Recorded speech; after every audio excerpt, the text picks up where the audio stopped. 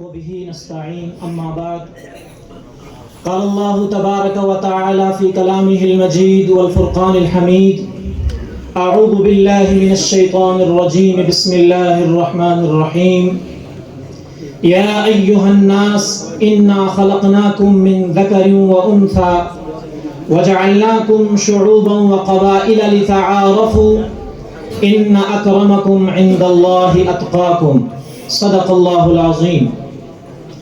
رئيس الحفلة المبجل والحاضرون الأجلة، أولا أشكركم على ما شرفتموني ودعوتم هذا الخادم خادم العلم والدين لكي يلقي كلماته حول الموضوع المساواة الإسلامية في هذا الحفل العظيم في ضوء الآية التي تلوتها نظرا إلى الأمر فوق الأدب.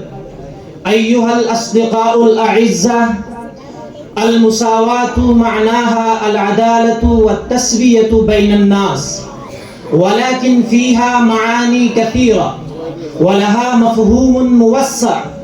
إن عمل بها أي شخص تكون نتائجها بعيدة وتكون وسيلة لفائدة كثيرة من الناس بدون أي تفريق، ولكن يا للأسف خرجت اليوم العدالة من حياة الإنسان، فنتيجة لذلك نشأت فيهم منكرات وشاعت فواحش كثيرة متنوعة، وحدثت فيهم عصبية قبلية وتفرقة عالية مثل العالي والسافل والغني والفقير والشريف والوضيع والعزة والذلة.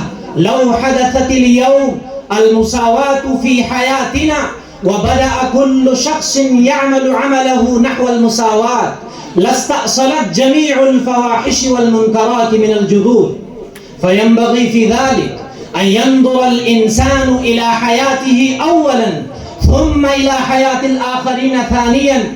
واليوم لما طار صيت تقدم أو رب الماضي وعلى لسان كل رجل في كل جانب هتاف جميل للمساواة بين الناس، ولكننا إذا استعرضنا أحوالهم الشخصية ودرسنا حياة أفرادها دراسة عميقة وجدناها خالية عن المساواة بالكلية، بل إن كل حركة من الحركات التي ترفع هتاف المساواة الإنسانية وليس في حياتهم الشخصية العملية أدنى بريق ولمعة منها.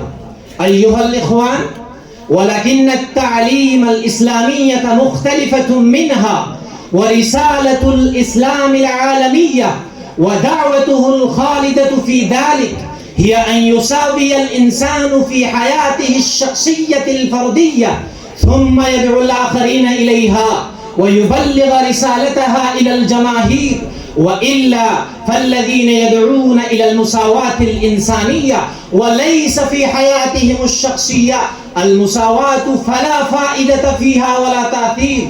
كما يقول رسول الله صلى الله عليه وسلم: لا يؤمن أحدكم حتى يحب لأخيه ما يحب لنفسه. أيها المستمعون الكرام، قلبوا صفحات التاريخ وانظروا في فصوله وأوراقه ما هو موقف سلفنا الصالح في المساواة الإنسانية. كما يقول رسول الله صلى الله عليه وسلم: لا يؤمن من بات شبعان وجاره جائع. اسمعوا عدة قصص للأسلاف الصالحين في المساواة الإسلامية فيها نموذج أعلى للمساواة.